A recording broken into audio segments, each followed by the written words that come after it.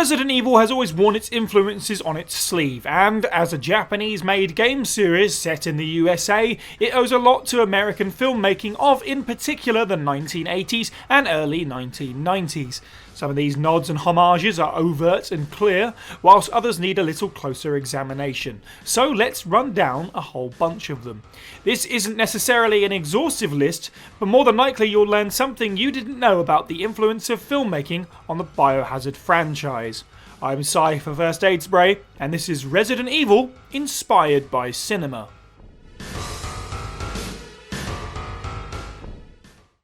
Let's start off at the beginning.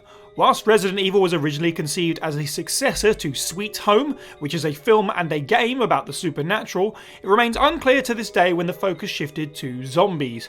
Resident Evil owes a lot to George A. Romero, the grandfather of the modern zombie, who in his series of films starting with 1968's Night of the Living Dead, reanimated what the concept of a zombie even was.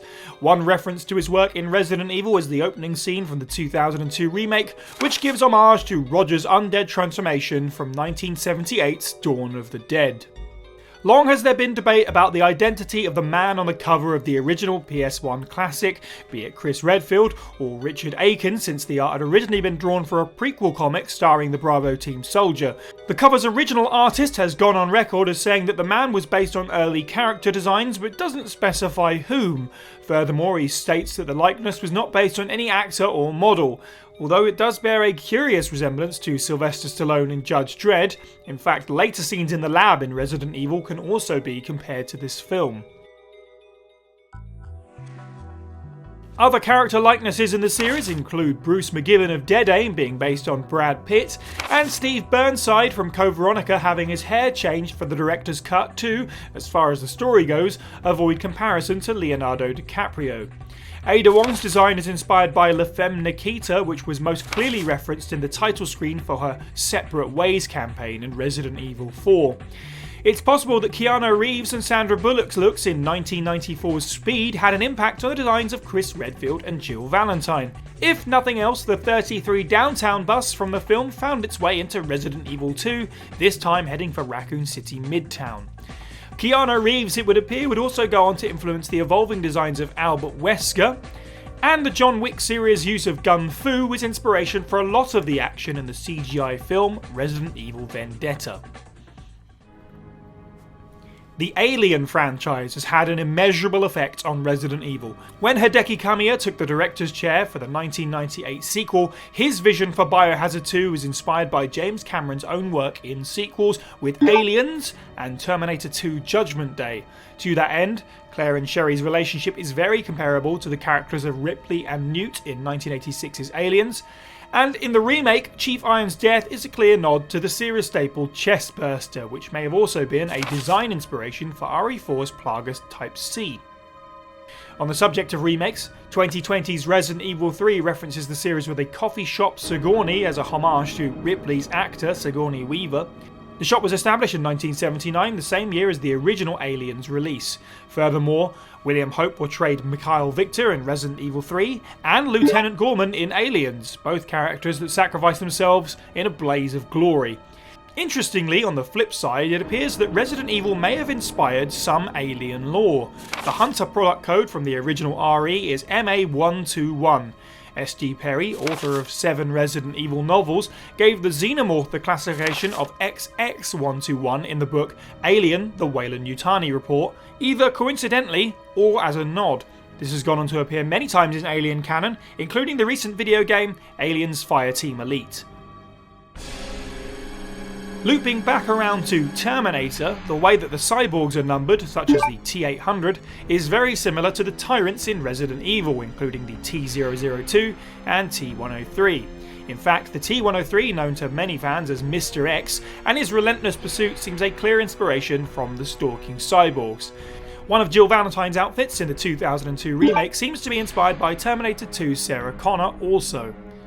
Leon's selection of weapons in RE2 reference both of these franchises, with the Remington M870 being very prominent in Terminator 2, and the Heckler & Koch VP70 being the handgun of choice in Aliens, and the flamethrower being clearly modelled after the one from the same film.